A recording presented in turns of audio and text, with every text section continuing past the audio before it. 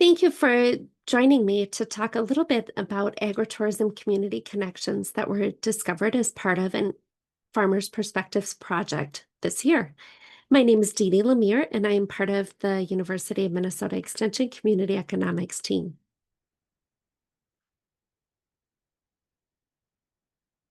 So, an important thing to know in order to understand this project is the definition of agritourism that we use here at the University of Minnesota. We define agritourism as where agriculture and tourism meet, and it includes 5 different areas. That's direct sales, education and hospitality, outdoor recreation, and also entertainment. Within each of these areas, there's a lot of variety, and that really led to the farmer perspective projects that we undertook. We wanted to learn more about the different ways that farmers are addressing the challenges and different considerations that come up with having an agritourism operation. There were a number of folks involved with the project, including myself. We started last fall, and then this spring we were able to publish a report online, and I have the link for you later. So, the particular finding that I want to share with you today, it really has to do with using cell phone data to understand how people move through the community. It is especially useful when looking at traffic for activities and events that happen outside of core metro areas, and agritourism is a great example of that. So it provides a good estimate of visits, but I would not count it as like a one-to-one count of visitors for an area. And then also note that it does not include minors or visitors without a mobile device. So one of the big findings from this project had to do with the corn maze that was featured. Pike's Corn Maze is located just outside of Park Rapids in northwestern Minnesota in a very rural county. And one of the key findings was that most of their visitors are coming from within 50 miles. So 35% are coming from the same local zip code as the farm, and then an additional 46% are coming from other locations within 50 miles. And that leaves a small percentage from other Minnesota visitors and 4% from out of state. This is really noteworthy because many times agritourism is thought of to be as an activity for people that live in a big city or are coming from a big urban area. And the people that are, coming and visiting this corn maze, very frequently are coming from other rural places. And it's a good reminder that just because people may live rurally does not mean that they have access to farm experiences or that they wouldn't enjoy those kinds of recreational opportunities.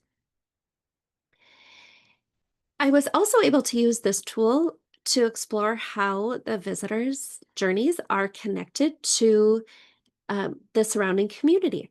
And so, in this case, as an example, you can see that over 40% of visitors came from home before going to the corn maze. And then afterwards, they went to a variety of places. Of those folks that came from home, um, there were additional people that came from different locations immediately beforehand. And I really want to point out the gas stations and the fast food restaurants because those are located predominantly in the neighboring community of Park Rapids.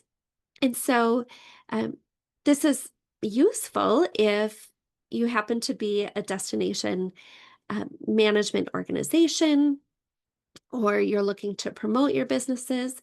It serves as a good reminder that keeping those agritourism operations and events that happen outside of town in mind may be really helpful for connecting with potential guests.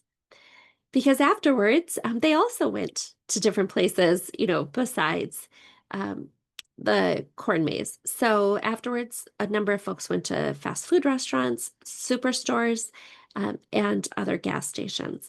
And so this provides a lot of opportunity for cross promotion uh, and collaboration between this very rural business and the neighboring communities.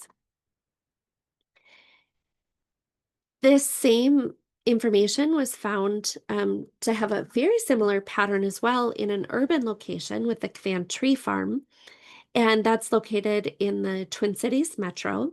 And using that same process, 13% of the visitors have the same zip code as the farm, and 82% were coming from within that 50-mile radius. And so that left a very small percentage of visitors that came from out of state or from other Minnesota locations. And again, visitors came from home, but they also stopped at other stores before coming to the tree farm. And then afterwards, many returned home, and there were others that visited area businesses.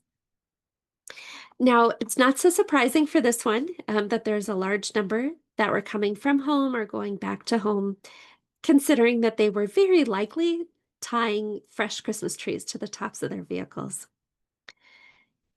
But again, even with a different agritourism operation, there's still a number of connections between this business and area businesses that are outside of that agritourism sector. If you'd like to read more about the Agritourism Farmer Perspectives project, you can um, follow this link. And then I've also included a couple of resources for additional tools and materials that are available through the University of Minnesota Extension on agritourism. And I certainly welcome an email if you have questions. Thank you so much.